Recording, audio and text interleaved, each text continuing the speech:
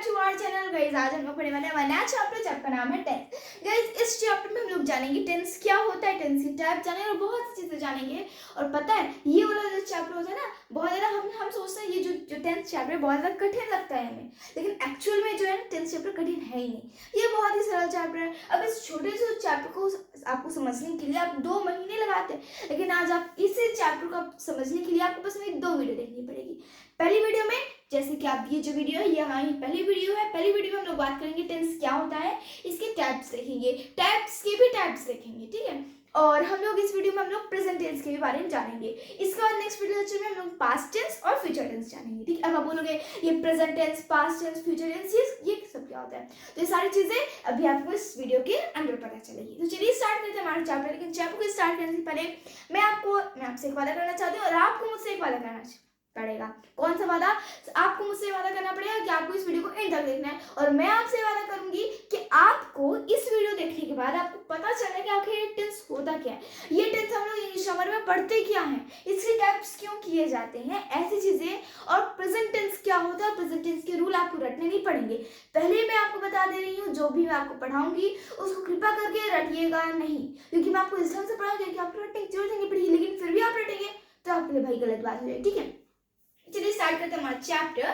Chapter का नाम है टेंस। देखो टेंस का मतलब क्या होता है। टेंस को हिंदी में कहते हैं काल। टेंस को हिंदी में कहते हैं काल, ठीक है। अब जो काल होता है हम लोग बचपन से पढ़ते आ रहे हैं, टेंस का मतलब होता है टाइम। टेंस का मतलब क्या होता है? टाइम। लेकिन अगर मैं बोलूं क्या ये जो टेंस होता है ये क्या सिर्फ टाइम ही बताता है? नहीं। क्यों नहीं? क्योंकि अब मैं आपके लिए एक छोटा सा सेंटेंस लेती हूँ, मैं आपको पढ़ा रही हूँ। मैं आपके लिए एक छोटा सा एग्जाम्पल क्या ली कि मैं आपको पढ़ा रही हूँ। अब यहाँ पे मैं आपको पढ़ा, तो यहाँ पे काम कौन सा हो रहा है? पढ़ाना हो रहा है। कौन सा काम हो रहा है? पढ़ा रही हूँ, यही तो हो रहा है, पढ़ाना हो रहा है, पढ़ाना काम हो रहा है। लेकिन अब यहाँ पे इस सेंटेंस में सिर्फ यही नहीं बता रहा है टाइम किस चीज के, इस सेंटेंस में ये भी बता रहा है कि ये चीज कितनी हुई है। अब बोलोगे हमने ये सेंटेंस में ये तो नहीं देखा कि हम लोग ने टेंस आधे चैप्टर पढ़ चुके हैं, एक चैप्टर पढ़ चुके हैं, ये सब तो हमें नहीं पता चला। नहीं, ये तो नहीं पता चला, लेकिन ये तो पता चला ना कि ये चीज अभी चल रही है, मैं आपको पढ़ा रही हूँ। तो यहाँ पे हम लोग क्या कर रहे हैं, टेंस जो होता है वो हमें 2 चीज बताता है। पहला होता है टाइम, वो चीज किस वक्त में हो रही है। दूसरी चीज जो होती है वो चीज कितनी हुई है। दूसरी चीज क्या होती है? वर्ग। वर्ग में क्या होता है? वो चीज कितनी हुई है और वो चल रही है या नहीं चल रही, ये बात हमें कौन बताता है? टेंस बताता है। अब इन्हीं 2 चीजों को आपको पढ़ने के लिए आपको क्या करना पड़ता है? टेंस पढ़ना पड़ता है। सबसे पहला डाउट जो कि आपका भी क्लियर हुआ वो क्या हुआ?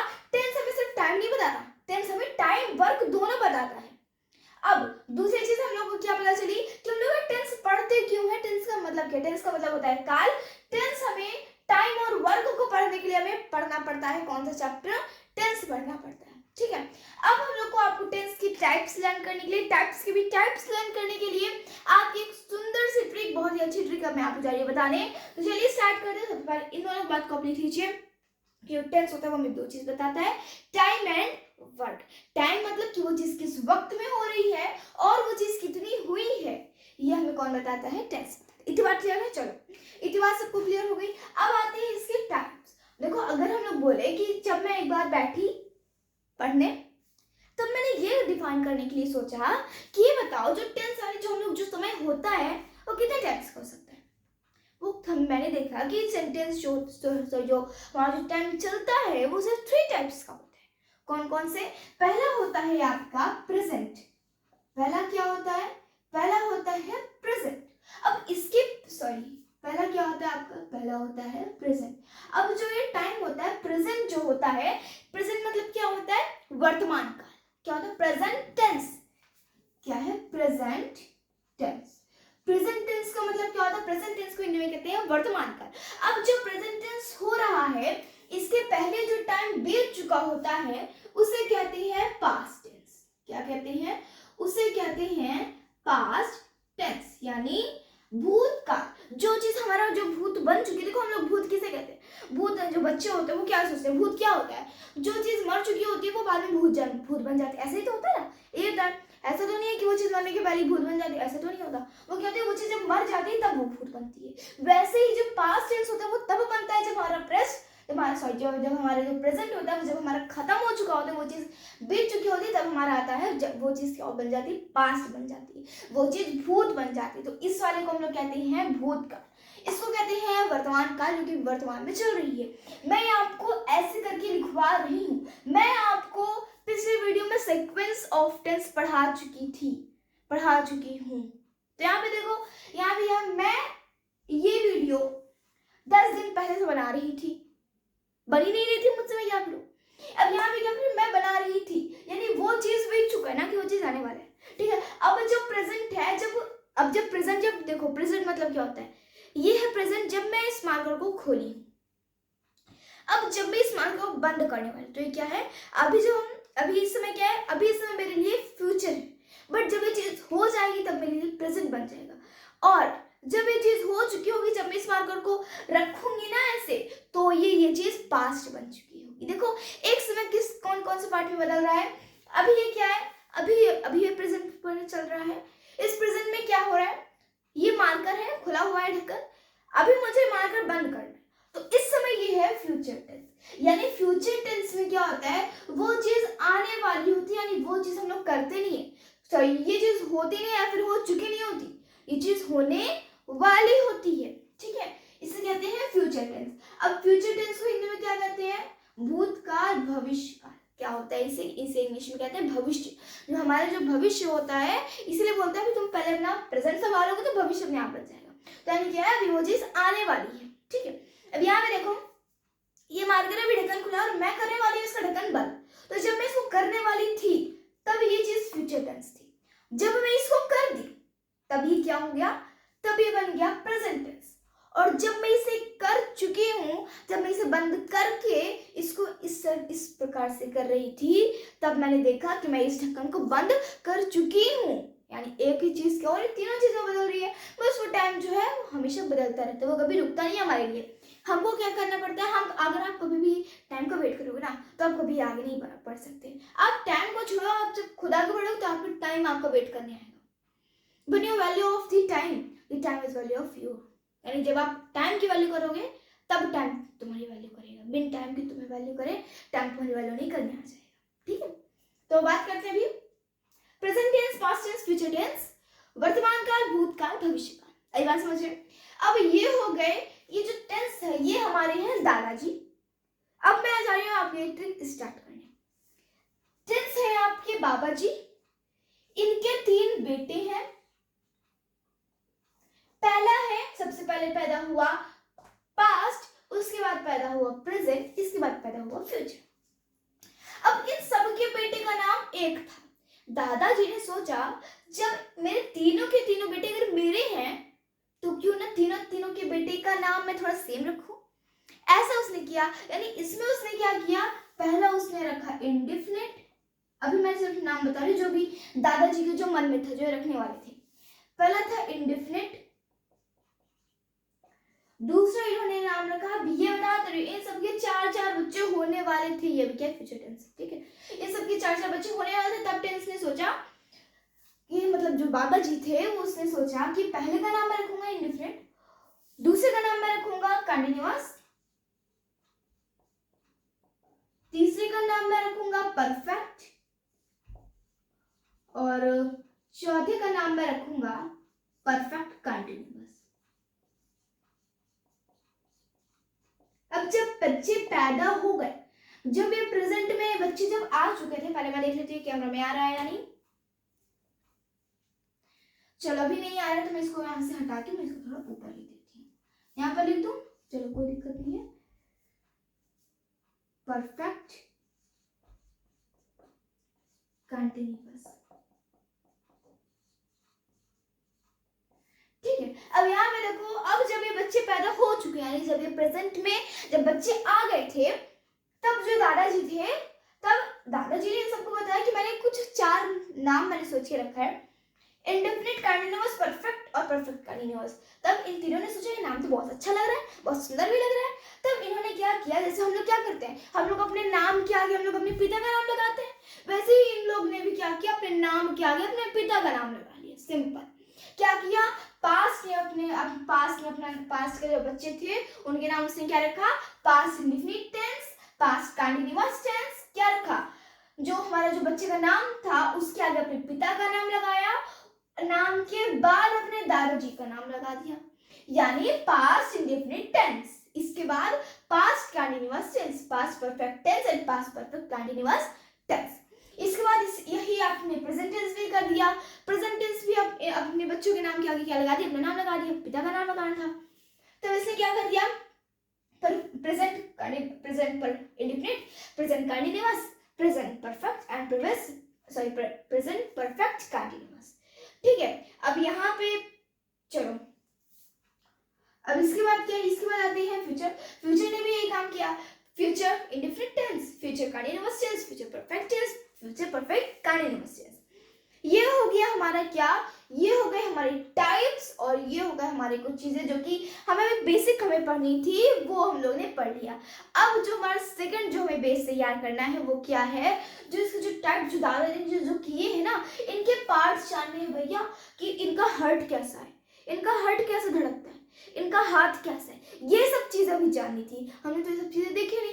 अब हम लोग क्या करेंगे, जो प्रेजेंट टेंस है इसको हम अभी देखेंगे, यानी जो वर्तमान काल में अभी हम लोग क्या देखेंगे, अभी हम लोग प्रेजेंट टेंस ही पढ़ेंगे और प्रेजेंट टेंस के टाइप्स देखेंगे। इसके नेक्स्ट वीडियो लेक्चर में हम लोग देखेंगे पास्ट टेंस और फ्यूचर टेंस। तो चलिए शुरू करते हैं अपना प्रेजेंट टेंस। तो सबसे पहले आप इसे अपनी कॉपी में नोट कर लीजिए, तब तक मैं व्हाइट बोर्ड से साइड में हो जाती हूँ।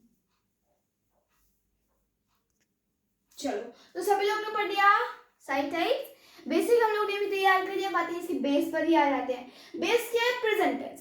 प्रेजेंट टेंस का मतलब आपको बहुत अच्छे समझ में आ चुका है, इसकी डेफिनेशन आपको लिखनी है कमेंट सेक्शन में। तो चलिए स्टार्ट करते हैं, इसकी टाइप्स को एक करके हम लोग पढ़ेंगे, ठीक है।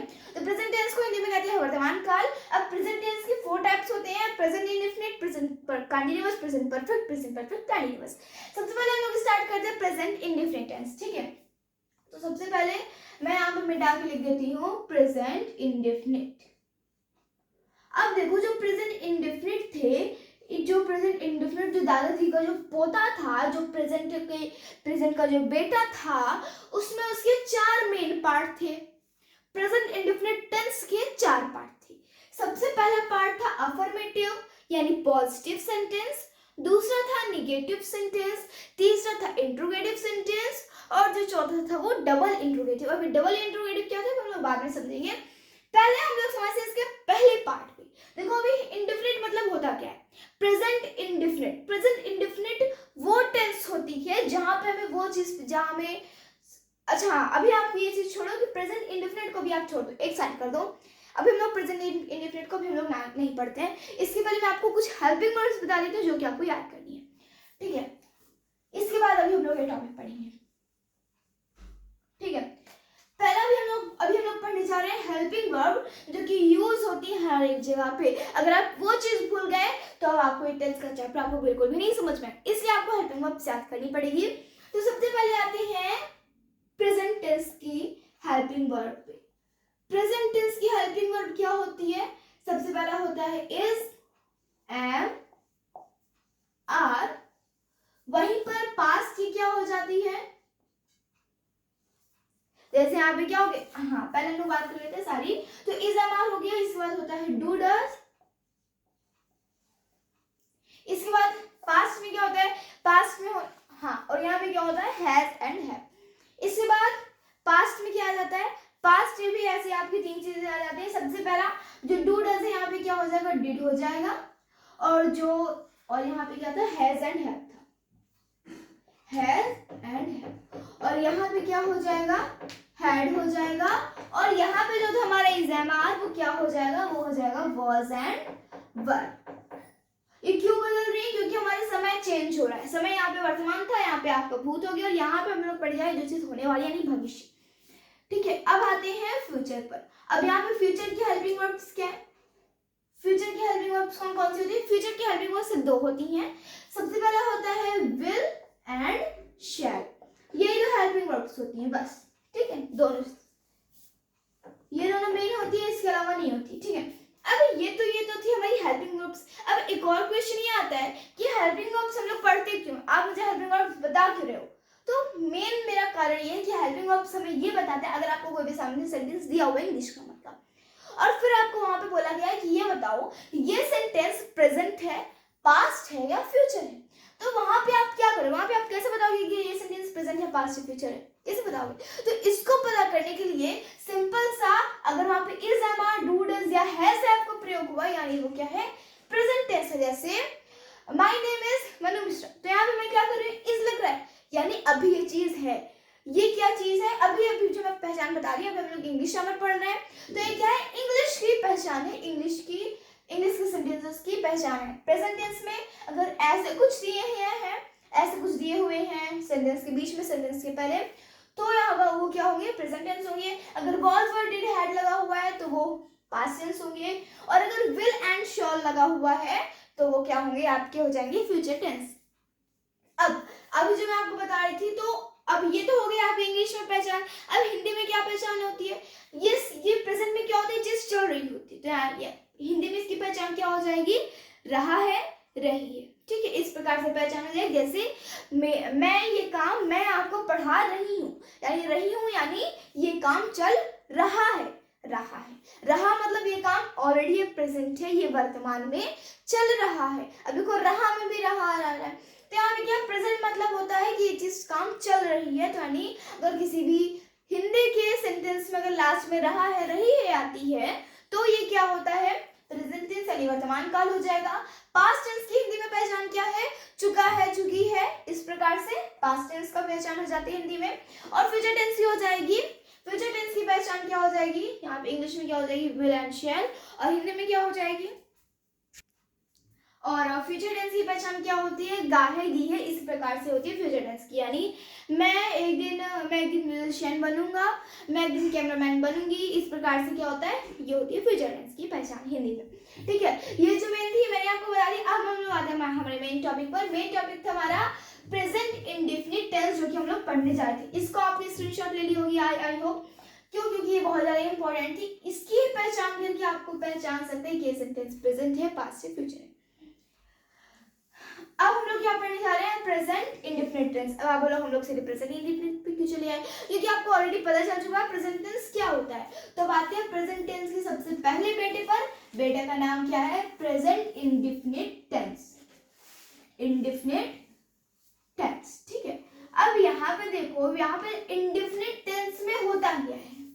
इंडेफिनिट टेंस में अगर आपको पहचाना है, इंडेफिनिट टेंस में अगर आपको पहचाना है कि प्रेजेंट इंडेफिनिट टेंस अगर आपको पहचानना है, तो इंग्लिश में तो आपकी पहचान क्या हो जाएगी, इंग्लिश में आपकी जो पहचान हो जाएगी वो होगी इज, एम और आर हो जाएगी। वही हिंदी में क्या हो जाएगी, हिंदी में क्या हो जाएगी, चुका है, चुकी है, इस प्रकार से।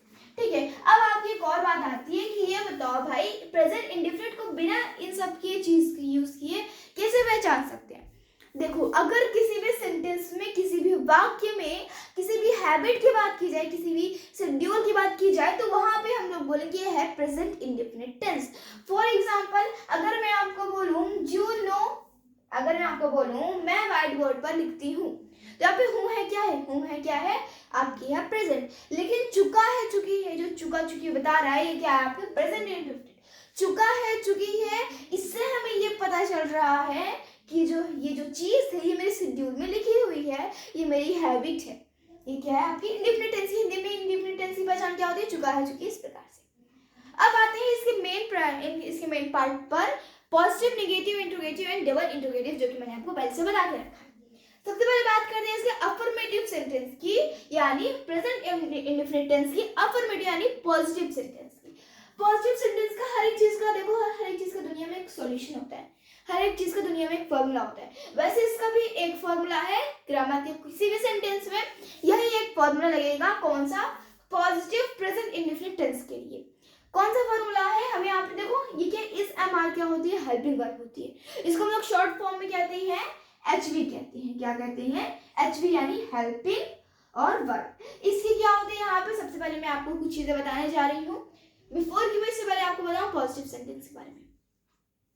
सबसे पहला कि जो एस या ई एस है, first form, first person, second person and third person, इसके लिए मैं आपके लिए अलग से एक वीडियो मैंने आपके तैयार करके रखी है, आप उसको जाइएगा देख लीजिए। इस समय आपको परेशान होने की कोई जरूरत नहीं है, first person, second person, third person, ठीक है, इसके लिए। और दूसरी बात जो है, जो एस या एस होता है वो कभी भी हर जगह पे इस्तेमाल नहीं होता है, वो हमेशा थर्ड पर्सन पे हमेशा एस या एस इस्तेमाल होता है और हमेशा सिंगुलर जगह पर, सिंगुलर सब्जेक्ट पर इस्तेमाल होता है। क्या मैंने बताया, इस चीज को अपने कॉपी में एक जगह पे नोट कर लो। एस या एस का वहां पर यूज होता है हमेशा थर्ड पर्सन पे यूज होता है, और कौन सी जगह पर, और जो थर्ड ऐसे ये थर्ड पर्सन सिंगुलर सब्जेक्ट पे यूज होता है, ठीक है, सिंगुलर सब्जेक्ट। इतनी बात क्लियर हो गई। अभी आपको इसी में ऐसे ये आएगा, इसे मैंने आपको पहले ही बता दे रही हूँ, ठीक है। अब आते हैं, ये दो बात तो अभी आपको मैंने बता दी जो आपको मुझे बाद में नहीं बतानी पड़ेगी, इसलिए मैंने आपको पहले बता दी। अब आते हैं main formula of the affirmative present indefinite tense. Formula क्या है, फॉर्मूला ये है, सबसे पहले आप जानते हैं किसी भी सेंटेंस में सबसे पहले क्या आता है, सबसे पहले आता है सब्जेक्ट। अब मेन वर्ब जानते हैं, मेन वर्ब, मेन वर्ब क्या होता है, यानी जो आपका जो ऑब्जेक्ट होता है उसमें क्या होता है, मेन वर्ब का फर्स्ट फॉर्म, मेन वर्ब का second form and main verb का थर्ड फॉर्म। तो हमेशा जो प्रेजेंट इंडेफिनिट टेंस के हमेशा प्रेजेंट इंडेफिनिट टेंस में हमेशा मेन वर्ब की हमेशा फर्स्ट फॉर्म लगती है। क्या लगती है, मेन वर्ब की फर्स्ट फॉर्म लगती है, ठीक है, यानी मेन वर्ब जो आपका वर्ड है वही वर्ड रहेगा, ठीक है, ये होती है आपकी मेन वर्ड। इसके बाद आपको क्या आता है, इसके बाद आता है एस या एस, जो कि मैंने अभी आपको बताया हमेशा थर्ड पर्सन सिंगुलर सब्जेक्ट पर यूज होता है। और क्या यहाँ पर एस या ई एस का भी प्रयोग होता है, कब, थर्ड पर्सन पर। और जो लास्ट होता है, लास्ट के मैं इसे मिटा दूं, आपको पता चल चुका है, चलो मिटा देती हूँ, ठीक है। और लास्ट में क्या आता है, आपका ऑब्जेक्ट आ जाता है। इसको आपको समझने के लिए मैं आपको सिर्फ एक एग्जांपल से समझाना चाहूंगी। फॉर एग्जाम्पल अगर मैं बोलूं, मैं व्हाइट बोर्ड पर लिखती हूँ, मैं व्हाइट बोर्ड पर लिखता हूँ। अब यहाँ पे क्या है, इसकी सबसे पहली पहचान क्या हो गई कि लिखता हूँ, सॉरी, ता हूँ, ती हूँ, लास्ट में क्या है, ती है। मैं आपको लिख के बता देती हूँ, मैं व्हाइट बोर्ड पर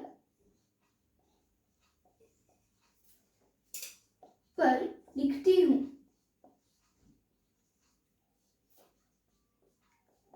सबसे पहली पहचान इसकी क्या हो गई कि लास्ट में ती है, यानी ता लगा हुआ है। अब इसको इंग्लिश में कैसे ट्रांसलेट करें, इंग्लिश में ट्रांसलेट करने का सबसे बढ़िया फॉर्मूला आपके सामने लिखा हुआ है।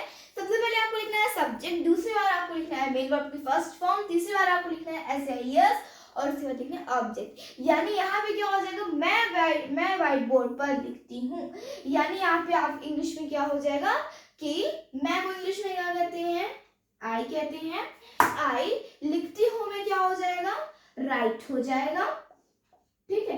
अब यहाँ पे क्या है, मेन वर्ब में फर्स्ट फॉर्म ही लगाएंगे, तो हम लोग ने फर्स्ट फॉर्म ही लगाएंगे, रॉट या राइट नहीं लिखेंगे, यहाँ पे क्या लिखना है, राइट लिखना है। एस या एस नहीं लिखेगा क्योंकि ये फर्स्ट फॉर्म है, ये थर्ड फॉर्म नहीं है, सॉरी थर्ड पर्सन नहीं है, ये है first person. I right on white board, ठीक है। यहाँ पे क्या हो गया, यहाँ पे आई राइट ऑन व्हाइट बोर्ड क्यों होगी भाई, सिंपल सा एक फॉर्मूला है, क्या है, आई मैंने क्या किया, सब्जेक्ट जोड़ा, मेन वर्ब को मैंने क्या किया, राइट लगा, मेन वर्ब है ना इसलिए हम लोग राइट लिखेंगे। ऐसे ये क्यों नहीं लगाया, क्योंकि हमारी है फर्स्ट पर्सन है, इसलिए हम लोग ने ऐसे नहीं लगाया। इसके बाद ऑब्जेक्ट जोड़ दो भाई, व्हाइट बोर्ड पर इसको हम लोग ने ऑब्जेक्ट बना लिया, सिंपल सी बात है। देखो फॉर्मूले से हर चीज बहुत ज्यादा आसान हो जाती है। अब ये तो हो गया आपका पॉजिटिव। अच्छा, अब निगेटिव में क्या होता है, निगेटिव में क्या होता है, वो जो शब्द होता है वो निगेटिव में चेंज हो जाता है। पॉजिटिव में जो हमारा पॉजिटिव सेंटेंस तो वही रहता है, फॉर्मूला नहीं वही रहता है, बट बीच में क्या आ जाता है, नॉट आ जाता है, जिसकी वजह से वो जो सेंटेंस होता है वो निगेटिव में चेंज हो जाता है, ठीक है। निगेटिव सेंटेंस में क्या हो जाएगा, नेगेटिव सेंटेंस में सबसे पहले आप एक चीज याद कर लो कि जो भाई जो नॉट होता है वो हमेशा हेल्पिंग वर्ब के बाद ही यूज होता है, कभी भी हेल्पिंग वर्ब के पीछे या पहले, सॉरी हेल्पिंग वर्ब के कभी भी पहले नहीं यूज होता है, हमेशा बाद में यूज होता है। तो यहाँ पे हम लोग क्या करेंगे, सबसे पहले हम लोग यहाँ पे क्या यूज करेंगे, यहाँ पे हम लोग यूज करेंगे subject plus helping verb plus not, like this, हम लोग ऐसे इस प्रकार से यूज करेंगे, हेल्पिंग वर्ब प्लस नॉट। जैसे कि अभी मैंने आपको बताया कि जो नॉट होता है वो हमेशा हेल्पिंग वर्ब के बाद यूज होता है। इसके बाद आती है आपकी मेन वर्ब की फर्स्ट फॉर्म। इसके बाद अगर आपकी वो अगर पर्सन जो है वो थर्ड पर्सन है तो आप ऐसे यस यूज करिए, नहीं तो मत यूज करिए। इसके बाद आता है प्लस ऑब्जेक्ट। ये आपका सिंपल सा फॉर्मूला हो गया, किस चीज का हो गया है, प्रेजेंट इंडेफिनिट टेंस निगेटिव का हो गया। निगेटिव में क्या आ गया, बस नॉट आ गया, हो गया, बस इतना सा बस चेंजेस है, ठीक है। अब इसका भी एक मैंने आपके लिए सुंदर सा और बहुत ही छोटा सा एग्जांपल रखी हूँ। एग्जांपल में क्या है, मैं झूठ नहीं बोलती हूँ भाई, मैं झूठ नहीं बोलती तो मुझे बिन मतलब की परेशान मत करो। तो यहाँ पे क्या होगा, मैं झूठ नहीं बोलती हूँ। सबसे पहले मैं क्या है, सब्जेक्ट है, तो मैं यहाँ पे लिखूंगी आई। इसके बाद यहाँ पे क्या है, इसके बाद हम लोग यहाँ पे कौन सी फॉर्म यूज करेंगे, यहाँ पे हाँ, तो सबसे पहले मैं आपको ये बता देती हूँ कि जो इसका जो हेल्पिंग वर्ब है वो है डू डस, ठीक है। डू डस होता है, सॉरी यहाँ पे क्या होता है, इसकी प्रेजेंट इंडेफिनिट टेंस की होती है डू डस। इसके बाद आपकी प्रेजेंट कंटीन्यूअस की आपकी होती है इज एम आर, ठीक है, इसको याद लेना। यहाँ पे हम लोग क्या लिखेंगे, आई डू। हेल्पिंग वर्ब की अच्छा एक और बात ध्यान रखना कि अच्छा एक और डाउट है कि अभी जो मैंने आपको बताया कि प्रेजेंट टेंस और पास्ट टेंस और फ्यूचर टेंस, हमेशा याद रखो कि भाई ये जो डू और डस, इन दोनों में से सिंगुलर प्लेस पे कौन यूज होगा, प्लूरल प्लेस पे कौन यूज होगा, ये भी क्वेश्चन आता है। सिंपल सा, इसमें हमारे पास कम लेटर्स है इसलिए सिंगुलर हो गया, इसके बाद ज्यादा लेटर्स इसलिए प्लूरल हो गया, सिंपल। इसी तरीके से हैज और हैव में भी होता है, हैज के पास कम लेटर्स होते हैं इसलिए वो सिंगुलर होता है, और हैव के पास ज्यादा लेटर्स है इसलिए वो प्लूरल होता है, सिंपल, ठीक है। आपको लाइन करने की कोई जरूरत नहीं है। तो यहाँ पे क्या है, अब आपको रट्टा नहीं मारना है, इस फॉर्मूला को क्या नहीं मारना है, सबसे पहले आपको सब्जेक्ट यूज करना है, इसके बाद यूज करना है हेल्पिंग वर्ब, और हेल्पिंग वर्ब के बाद हमेशा आपको नॉट यूज करना है, नॉट यूज करो। इसके बाद मेन वर्ब की हमेशा फर्स्ट फॉर्म यूज करनी है, इसके बाद आपका यूज होगा एस या यस, और इसके बाद आपको लिखना है सिंपल ऑब्जेक्ट। तो यहाँ पे मैंने क्या बोला था, मैं झूठ नहीं बोलती हूँ भाई, मैं झूठ नहीं बोलती। तो यहाँ पे मैं की क्या हो गई, आई हो गए, हेल्पिंग वर्ब क्या हुई, डू हो गई, मैं झूठ नहीं बोलती, आई डू नॉट। ये क्या है आपका एक निगेटिव सेंटेंस, इसलिए आ गया नॉट। मेन वर्ब की फर्स्ट फॉर्म में लगेगी, यानी I do not tell a lie, यानी मैं झूठ नहीं बोलती हूँ। झूठ नहीं बोलने को इंग्लिश में कहते हैं tell a lie, I do not tell a lie, ठीक है।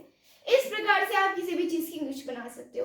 इंग्लिश ग्रामर की, इंग्लिश की कोई भी सेंटेंस अगर होती है तो हमेशा वहां पे यही फॉर्मूला, सॉरी हमेशा नहीं, हमेशा प्रेजेंट इंडेफिनिट टेंस निगेटिव में हमेशा यही फॉर्मूला यूज होगा, कोई और फॉर्मूला नहीं यूज होने वाला है। इसको जो मैं आपको ये फॉर्मूला, आपको ये स्ट्रक्चर हमेशा आपको आप एक कॉपी में नोट करते जाइए, जैसे कि यहाँ पे मैं आपको व्हाइट बोर्ड में नोट कर रही हूँ, ठीक है। तो सबसे पहले ये वाली बात हो गई। इसके बाद क्या आता है, इसके बाद अब आता है इंट्रोगेटिव। इंट्रोगेटिव आपने सेंटेंस पढ़ा है, इंट्रोगेटिव सेंटेंस में आपसे वो क्या करता है, क्वेश्चन पूछता है, जो कोई भी सेंटेंस उसे कहते हैं इंट्रोगेटिव सेंटेंस। इसी तरीके से आता है इंट्रोगेटिव टेंस भी आता है।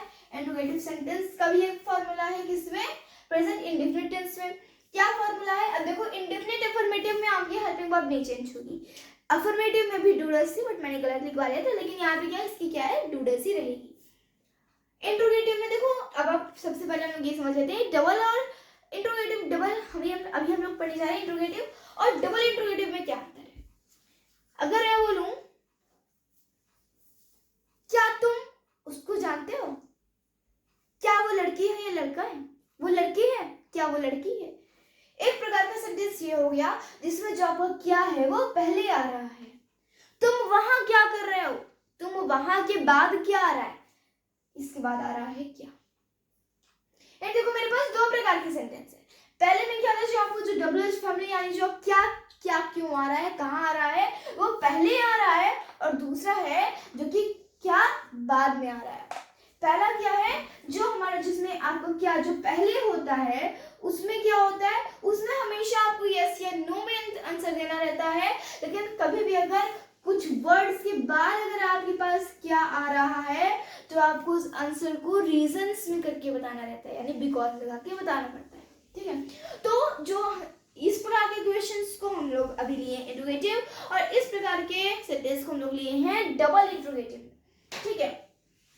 तो चलो देख लेते हैं इंट्रोगेटिव का एक सिंपल सा फॉर्मूला।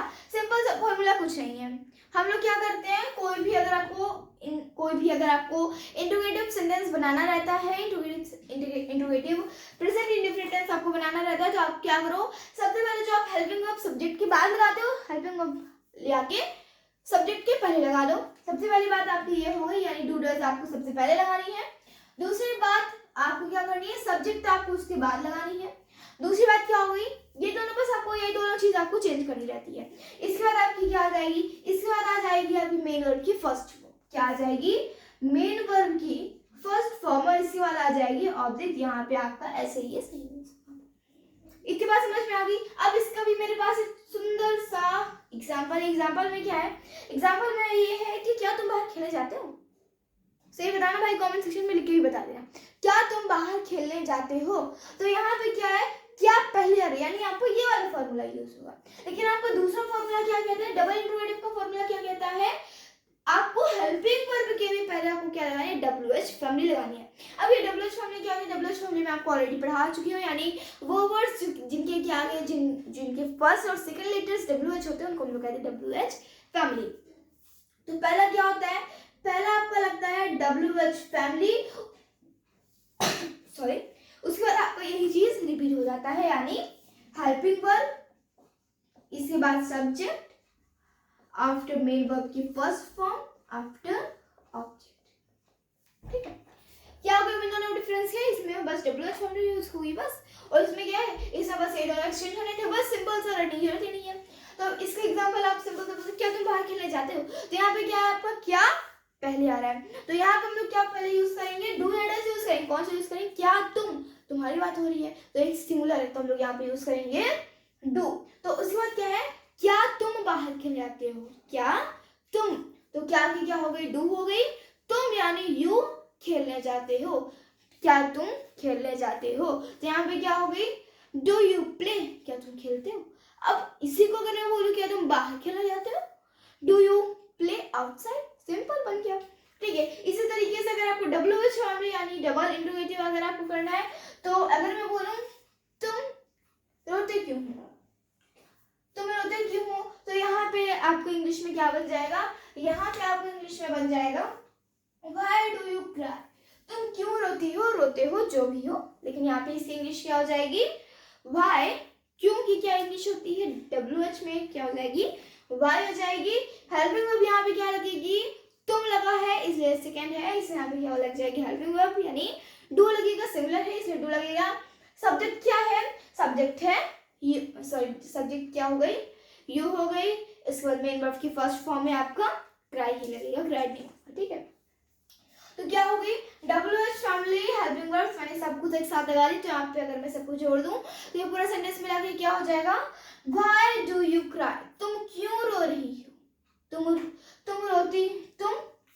क्यों रो रही हो। तो इस प्रकार के होते हैं प्रेजेंट इंडेफिनिट टेंस।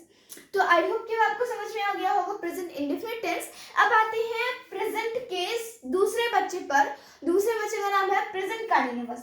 एक बार फिर से एक बार रिवाइज कर लेते हैं प्रेजेंट इंडेफिनिट टेंस को।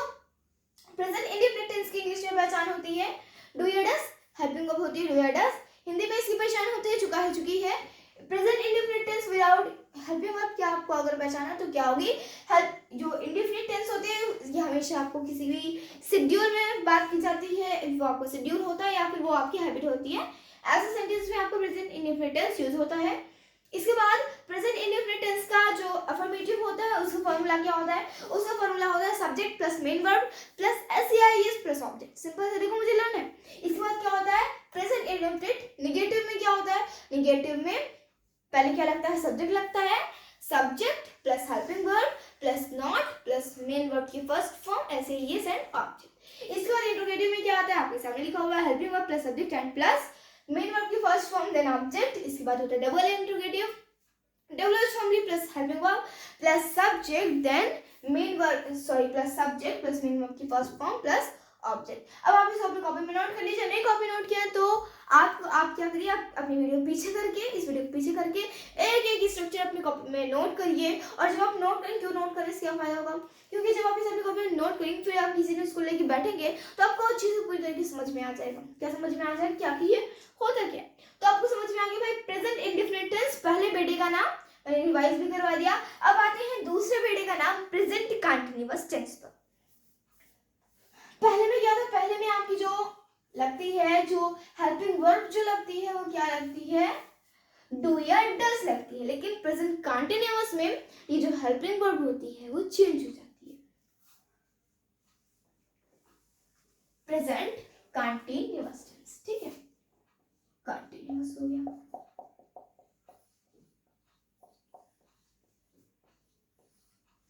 अब जो देखो इसके नाम से पता चल रहा है भाई, देखो कंटिन्यूअस मतलब क्या होता है, कंटिन्यूअस मतलब होता है जब कोई भी चीज लगातार चलती रहती है तो हम लोग उसे कहते हैं कंटिन्यूटी, और वही चीज यहाँ पर होती है कंटिन्यूअस। कंटिन्यूअस में क्या होता है कि वो चीज एक्चुअली में चलती रहती है, तो वहां पर हम लोग यूज करते हैं प्रेजेंट कंटिन्यूअस टेंस। यहाँ पे इसकी इंग्लिश में पहचान क्या होती है, इंग्लिश में जो इसकी हेल्पिंग वर्ब होती है ये होती है इज एम आर होती है। क्या होती है इंग्लिश में इसकी हेल्पिंग वर्ब होती है इज एम आर होती है, और हिंदी में इसकी हेल्पिंग वर्ब होती है, हिंदी में इसको हम लोग पहचानते हैं रहा है, रही है, इस प्रकार से हम लोग इसको हिंदी में पहचानते हैं।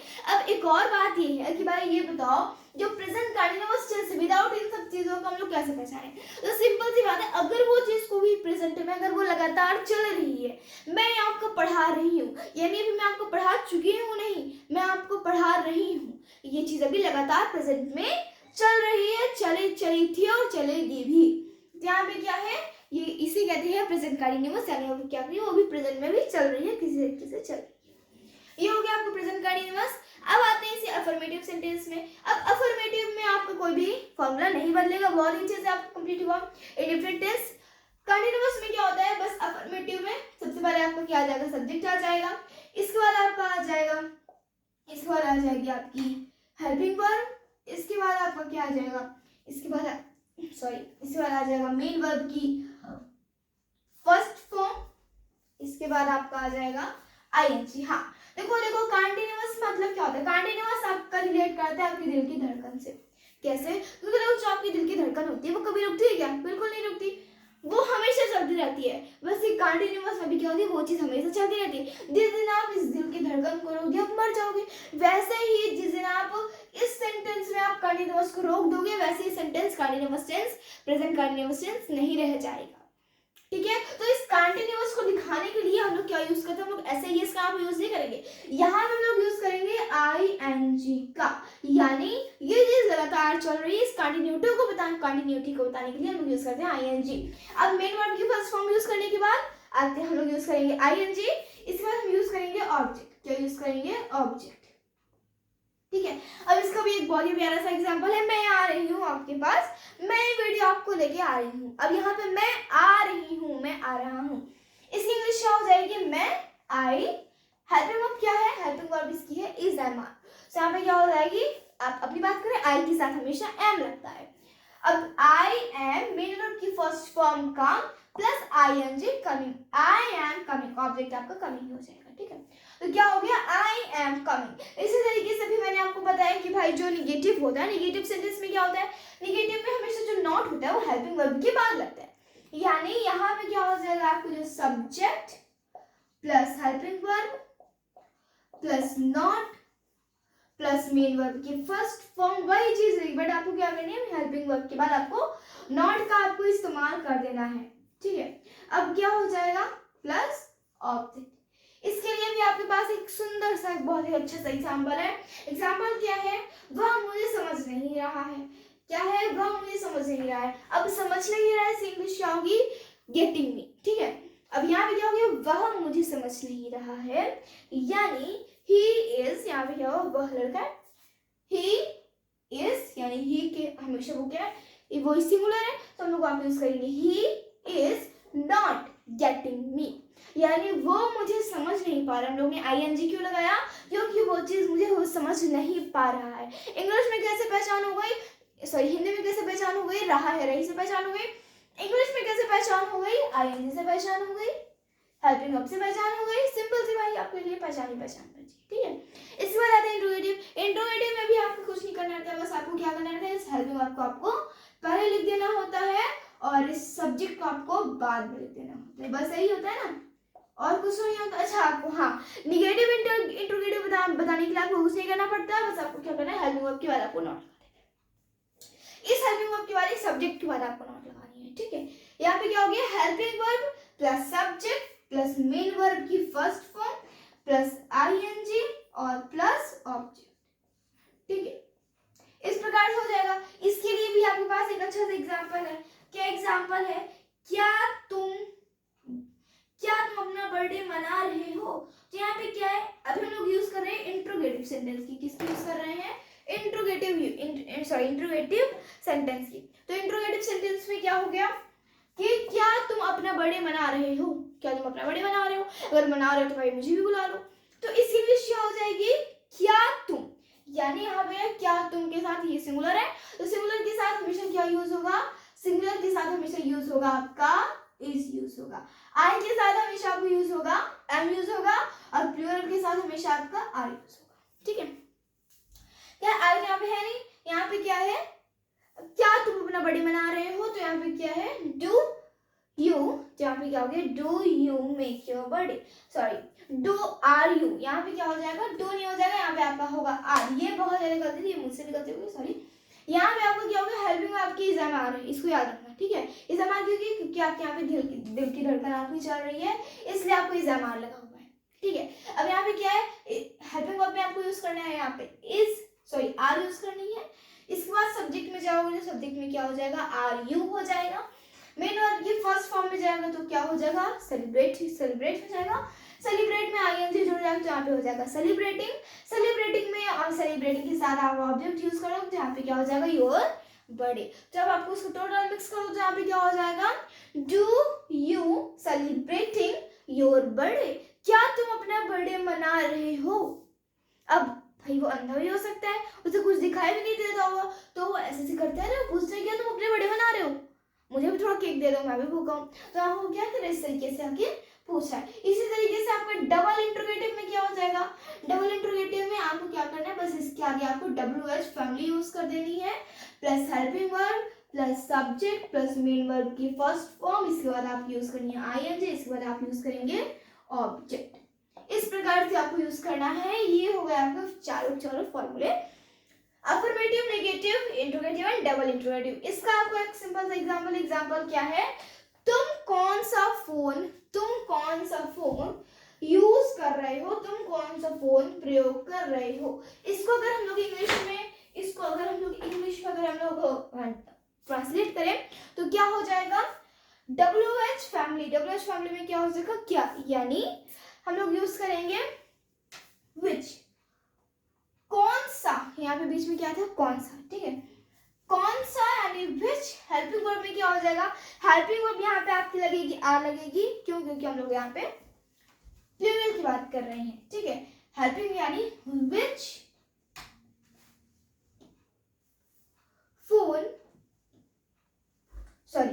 which phone are you using। तो यहाँ पे क्या हो जाएगा, which phone are you using। तो यहाँ पे हम लोग यहाँ पे क्या करें, which phone सब्जेक्ट are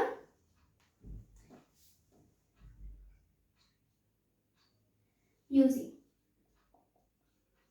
ठीक है, which phone are you using। ठीक है, इस बात को आपको समझ में आ गई, बहुत अच्छे से आई होगी, अब आपको समझ में आई होगी। तो यहाँ पे हम लोग किसकी बात की है, which phone are you using। हम लोग ने ING क्यों लगाया, क्योंकि यहाँ पे ये हमें बताने के लिए कि भाई ये कंटिन्यूटी है, तुम कौन सा फोन यूज कर रहे हो। इस प्रकार से ये हो गया आपका, क्या हो गया, आपके हो गया फोर फॉर्मूले। एक बार हम लोग रिवाइज कर लेते हैं। इसकी हिंदी में पहचान होती है रहा है रही से, और इंग्लिश में पहचान होती है इज एम आर से। इसकी विदाउट पहचान की चीज हमेशा कंटिन्यूटी होती है। तो हम लोग अगर उस सेंटेंस में वो चीज कंटिन्यूटी हो रही है तो हम लोग वहां पे यूज करेंगे प्रेजेंट कंटीन्यूअस। इसके बाद अफर्मेटिव में affirmative, negative, interrogative and double interrogative आपके सामने फॉर्मूला लिखा हुआ है। तो आप जल्दी से आप इस सारे स्ट्रक्चर को अपने कॉपी में नोट कर लीजिए। तब तक मैं व्हाइट बोर्ड से सेट जाती हूँ। फिर आते हैं अपने लास्ट सेकंड टॉपिक पर। लास्ट सेकंड टॉपिक आपका क्या है, present perfect tense. Present perfect tense. ठीक है, तो आप जल्दी से आप इस स्ट्रक्चर को अपनी कॉपी में नोट करिए। सो आई होप कि आप उसकी स्क्रीनशॉट ले चुके हैं, या फिर आप वीडियो पॉज करके आई होप कि आप उसका अपनी स्ट्रक्चर आप अपनी कॉपी में लिख चुके होंगे। चलो स्टार्ट करते हैं अपना लास्ट और second topic, present perfect tense. तो देखो प्रेजेंट परफेक्ट, देखो यहाँ पे परफेक्ट मतलब क्या होता है, परफेक्ट यानी वो चीज हमें क्या होती है, वो चीज निश्चित हो चुकी होती है। यानी एग्जाम्पल के लिए अगर मैं बोलूँ मैं खाना खा चुकी हूँ, तो यहाँ पे क्या है, मैं खाना खा चुकी हूँ, ये परफेक्ट हो चुकी है कि मैं खाना खा ही चुकी हूँ। ऐसा तो नहीं है मैंने खाना नहीं खाया, मैं खाना खा चुकी हूँ। तो अब यहाँ पे जो प्रेजेंट परफेक्ट टेंस होता है इसकी हिंदी में पहचान होती है का है की से। जैसे मैं खाना खा चुकी हूँ, मैं खाना खा चुकी हूँ, इस प्रकार से, ठीक है। इसके बाद इसकी इंग्लिश में पहचान होती है हैज एंड हैव से। किससे पहचान होती है, हैज एंड हैव से, ठीक है।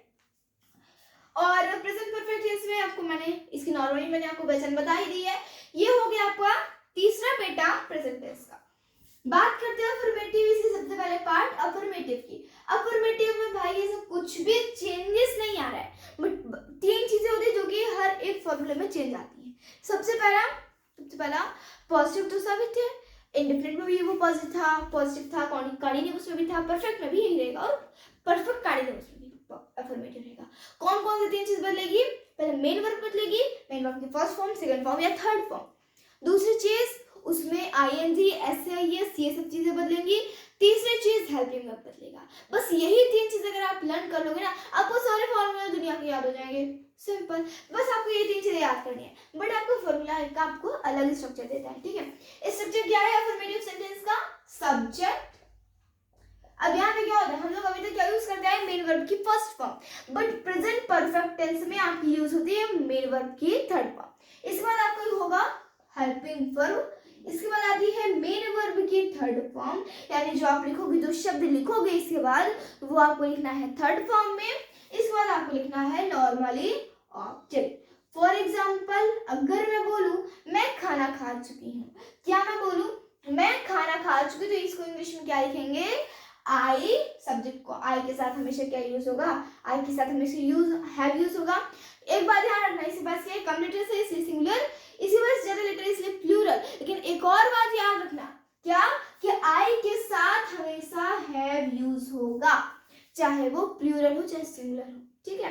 तो आई के साथ हमेशा हैव यूज होगा, वो भले ही प्लूरल है लेकिन आई के लिए वही, ठीक है। क्या होगा, आई हैव, मेन वर्ब की थर्ड फॉर्म, तो ईट का क्या हो जाएगा, ईटन हो जाएगा। I have eaten the food, object में हो जाएगा दी फूड। इसके बाद आपको नेगेटिव में क्या चेंजेस आएंगे, नेगेटिव में आपको नॉट लग जाएगा, किसके बाद लगेगा, हेल्पिंग वर्ब्स के बाद। तो क्या हो गया, subject plus helping verbs plus not plus main verb की थर्ड फॉर्म मेन वर्ब की थर्ड फॉर्म प्लस ऑब्जेक्ट, ठीक है। ये हो गई। इसमें आपको एक छोटा सा एग्जांपल है। एग्जांपल में आपको क्या हो जाएगा, अगर मैं आपको एग्जांपल में एक छोटा सा एग्जांपल दूं कि मैंने ताजमहल नहीं देखा है, मुझे ताजमहल देखने जाना है। क्या मैंने बोला, मैंने ताजमहल नहीं देखा है, तो भाई नहीं देखा तो चलो दिखाने।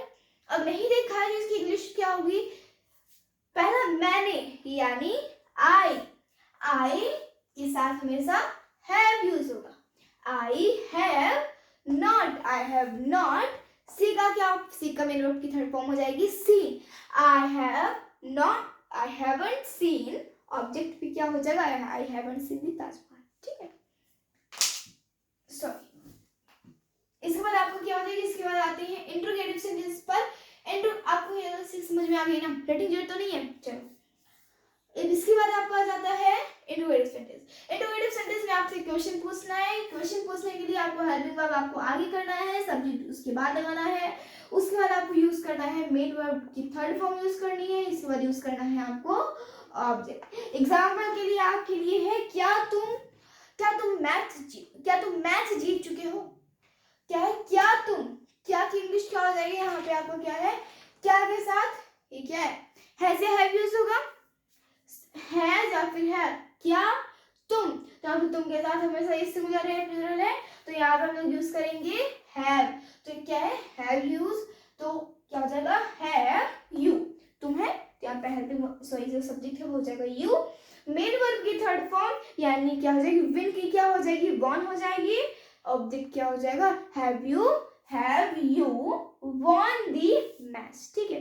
इसी प्रकार से आपको जो डबल इंट्रोगेटिव होगा क्या हो जाएगा, तुम क्या मैच जीत चुके हो, तुम कब मैच जीते, तुम कब मैच जीते। तो यहाँ पे क्या हो जाएगा, सबसे पहले आपका हो जाएगा WH फैमिली, इसके बाद होगी हेल्पिंग वर्ब, इसके बाद होगी आपकी सब्जेक्ट, इसके बाद होगी मेन वर्ब की थर्ड फॉर्म, इसके बाद क्या होगी, इसके बाद लगेगी आपकी ऑब्जेक्ट। कुछ भी नहीं चेंजेस आ रहा है, आपको लर्न करने की कोई जरूरत नहीं है। बस आपको जो मैंने आपको 3 चीज बताई, कौन से टेंस में कौन सा मेन वर्ब का फॉर्म यूज होगा, कौन से टेंस में कौन कौन सी हेल्पिंग वर्ब लगेगी, और कौन से टेंस में दिल की धड़कन चलेगी, कौन सा टेंस में एस या यस लगेगा, इस प्रकार से आपको लर्न करनी है। बस ये चीज आपको लर्न करनी है और यही चीज आपका होमवर्क है आज का, और यही चीज आपको कल मुझे लिखना है कमेंट सेक्शन में, ठीक है। तो यहाँ पे हो गए आपके लिए फॉर्मूले, यहाँ पे WH family plus helping verb plus subject plus main verb की थर्ड फॉर्म प्लस ऑब्जेक्ट। अब यहाँ पे मैंने आपको क्या एग्जांपल दिया था कि तुम कब मैच जीत चुके हो, तो यहाँ पे क्या हो जाएगा, व्हेन, WH में हो जाएगा व्हेन, हेल्पिंग वर्ब आपकी कौन सी लगेगी, हेल्पिंग वर्ब लगेगी हैव की, देन सब्जेक्ट क्या हो जाएगा, हैव, तो सबसे पहले आपको लगा है when have you won the, last में वही रहेगा won the match, when have you won the match। इस प्रकार से आप देख सकते हैं इतने अच्छे तरीके से मैं आपको, मुझे भी नहीं करने, मैं क्या कर रही हूँ, मैं बगल से बस आपके लिए एग्जाम्पल्स देख रही हूँ, तो मैं आपके लिए कुछ भी नहीं कर रही हूँ। एग्जाम्पल्स आप दुनिया में आप बहुत सारे ले सकते हो, दुनिया में आपके लिए एग्जाम्पल लेने की कमी नहीं है। आपकी किस चीज़ की कमी है, कभी आपके अंदर फॉर्मूले की कमी है, फॉर्मूले की भी दुनिया में कोई कमी नहीं है, बट आपके अंदर फॉर्मूला कि आप उस चीज़ को कितना अच्छे से जान सकते हो, ठीक है। ये हो गया आपका प्रेजेंट परफेक्ट टेंस। आप जल्दी से क्या करो, इस चीज को आप जल्दी से अपने कॉपी में नोट करो, फिर आते हैं अपने लास्ट टॉपिक पर। अपने लास्ट टॉपिक है प्रेजेंट परफेक्ट कंटीन्यूअस टेंस। तो जल्दी से आ जाइए और सारी चीजों को अपने कॉपी में नोट करिए, और साथ में ये भी नोट करिए कि आज आपका होमवर्क क्या है, कौन से 3 चीज आपको लर्न करनी है जिसकी वजह से आपको टेंस रट्टा ना मारना पड़े, ठीक है। चलो जल्दी से इसको नोट कर लो, फिर हम लोग आते हैं अपनी नेक्स्ट स्लाइड यानी प्रेजेंट परफेक्ट कंटीन्यूअस पर। चलो आई होप कि आप उसकी स्क्रीनशॉट दे चुके होंगे। अब आते हैं अपने लास्ट टॉपिक पर। सो हमारा लास्ट टॉपिक है प्रेजेंट परफेक्ट कंटीन्यूअस। देखो प्रेजेंट परफेक्ट कंटीन्यूअस, देखो अब इसका मतलब बोलने का मतलब ये है कि वो चीज लगातार चल रही है और वो चीज परफेक्ट भी है। फिर आप बोलोगे इसका मतलब तो ये है, तो हम लोग क्या इसका मतलब समझे। देखो सबसे पहले इसकी हेल्पिंग वर्ब समझते हैं। इसकी हेल्पिंग वर्ब क्या होती है, इसकी हेल्पिंग वर्ब हैज हैव होती है, लेकिन इसके बाद बीन भी लगता है, यानी हैज बीन हैव बीन। अब आपको ये वाला जो आपका लास्ट टॉपिक है इसमें हैज बीन और हैव बीन दोनों के बीच में डिफरेंस भी हो सकता है, यानी हैज आपका अलग यूज होगा और बीन अलग तरफ यूज हो जाएगा, बीच में कुछ जुड़ सकता है, ठीक है। ऐसी चीजें आ सकती हैं। और क्या हो सकता है, और प्रेजेंट परफेक्ट कंटीन्यूअस में आप हिंदी में कैसे उसकी पहचान करोगे ये आपको बताना मुझे डिस्क्रिप्शन बॉक्स में, ठीक है। तो चलो बात करते हैं इसके affirmative, negative, interrogative and double interrogative. सबसे पहले अगर हम लोग बात करें पॉजिटिव की, पॉजिटिव में सबसे पहले क्या हो जाएगा, अभी मैंने आपको बताया कि इसकी जो हेल्पिंग वर्ब रहेगी वो कौन कौन सी रहेगी, has been and have been. इसको आप कॉपी में नोट कर लीजिए, क्या has been and have been.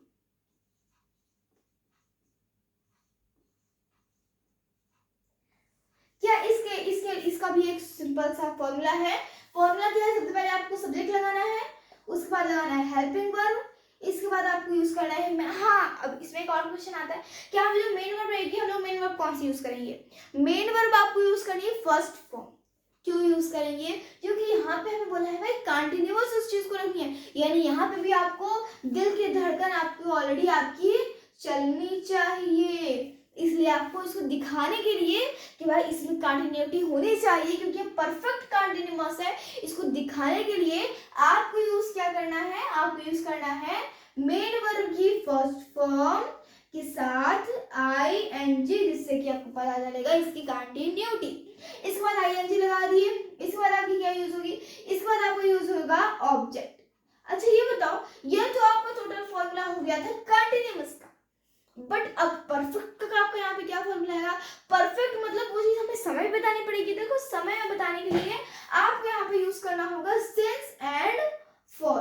क्या सिंस या फॉर यूज करना है और आपको प्लस टाइम यूज करना है। जैसे कि अगर मैं बोलूं, अब बात ये आती है मैम ये बताओ कि भाई सिंस और फॉर में डिफरेंस है, सिंस और फॉर कहाँ पे यूज है। Many children confuse in this and don't solve any type of tense. बहुत सारे बच्चे सिंस और फॉर की वजह से पूरा परफेक्ट कंटीन्यूअस नहीं पढ़ पाते। भाई ऐसा क्या है परफेक्ट कंटीन्यूअस, सॉरी सिंस और फॉर में कोई डिफरेंस नहीं है। सिंस में क्या होता है, वो चीज क्या होती है, वो चीज डेफिनेट होती है, लेकिन फॉर में वो चीज डेफिनेट नहीं होती है। अगर मैं बोलूँ मैं ये वीडियो 2 दिन बाद बनाऊंगी, क्या होती है, सिंस मतलब वो चीज एग्जैक्ट है। यानी अगर मैं बोलूँ कि मैं ये वीडियो 2 दिन बाद बनाऊंगी, तो भाई अगर आज तारीख कितनी, आज हमारी 24 तारीख है, मैं ये वीडियो 2 दिन बाद बनाऊंगी, तो आज के लिए 26 तारीख हो गई, 2 तारीख के लिए ये 4 तारीख में बदल जाएगी। अजीब है। तो यहाँ पे क्या कर रहा है, 2 दिन, कोई भी 2 दिन हो सकता है। यहाँ पे आपको यूज करना है, फॉर यूज करना है। क्यों?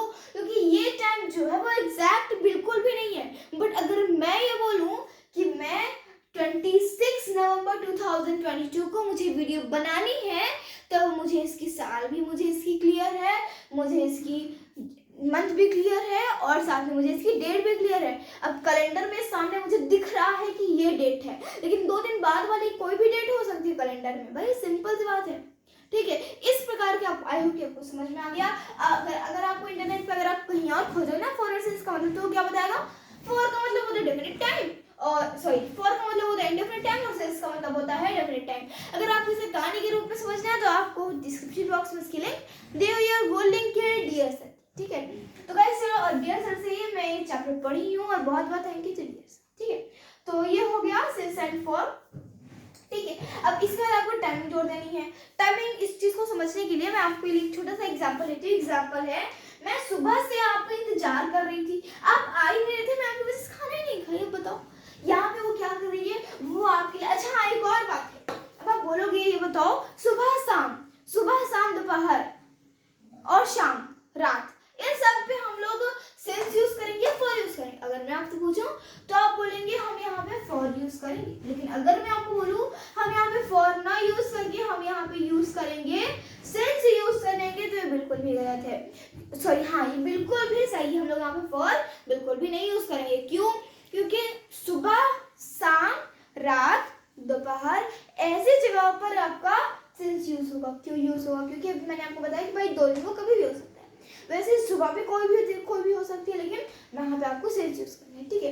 एग्जाम्पल मैं आपको क्या देनी चाह रही थी, एग्जाम्पल मैं आपको देने जा रही थी कि मैं सुबह से आपके इंतजार कर रही हूँ। तो यहाँ पे रही हूँ किस चीज की पहचान है, ये है कंटिन्यूअस की। मैं सुबह से, यानी वो सुबह से इंतजार कर रही है, ये किसकी पहचान है, परफेक्ट की।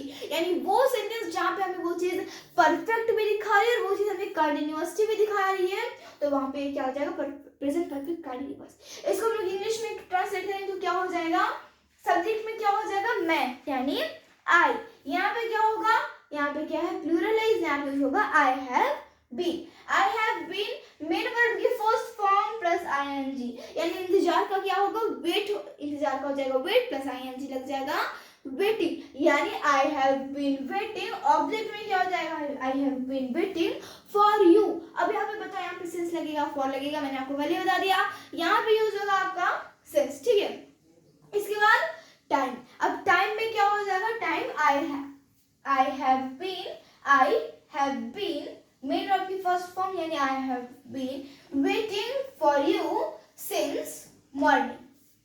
कितना जैसे फॉर्मूला है। अब बस आपको क्या करना है, अब आपको क्या करना है, निगेटिव में अगर आपको बनाना तो सिंपल सा है भाई, यहाँ पे क्या करो, यहाँ पे आपको क्या करना है, हेल्पिंग वर्ब के बाद आपको नॉट लगा देना है। लेकिन अभी मैं आपको ऐसे इरेज करके लिख दे रही हूँ, लेकिन आपको कॉपी में अलग ही स्ट्रक्चर लिखना है, ठीक है। Plus helping verb and plus subject, ठीक है, ठीक है। ये हो गया आपका formula negative the present perfect continuous. इसका भी एक अच्छा सा एग्जांपल है। एग्जांपल क्या है, आपका बेटा 2 दिन से स्कूल नहीं आ रहा, भाई आ तो या ही नहीं रहा, ये तो पता है कि भाई वो नहीं आ रहा है, ये तो कंटिन्यूटी हो रही है, लेकिन परफेक्ट क्या है, परफेक्ट हम किसी से पता चल, यानी 2 दिन से नहीं आ रहे, अब 2 दिन कोई भी हो सकता है, तो हम लोग यहाँ पे यूज करेंगे फॉर। तो क्या हो जाएगा, आपका बेटा, यानी हम लोग यहाँ पे क्या यूज करेंगे, यहाँ पे हम लोग यूज करेंगे योर सन। क्या यूज करेंगे, योर सन।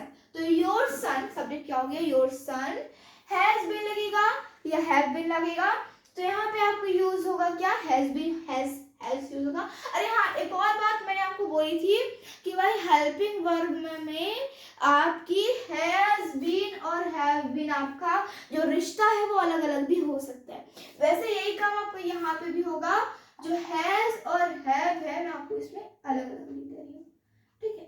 हैज और हैव, नॉट के बाद प्लस बीन लगेगा, इसके बाद आपका क्या लगेगा, इसके बाद आपका लगेगा क्या, मेन वर्ब लगेगा।